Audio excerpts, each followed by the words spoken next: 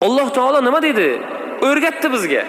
Ey bandam, otang va onang haqida qanday duo qilasan?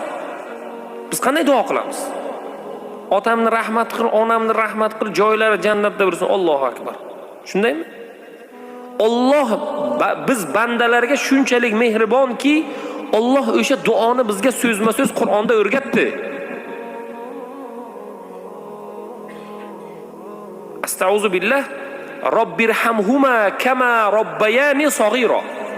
Robbim, ota-onamga shunday mehribonchilik ko'rsatki, ota-onam meni yoshligimda qanday mehribonchilik ko'rsatgan bo'lsa, ularga xuddi shunday mehribonchilik ko'rsatgan.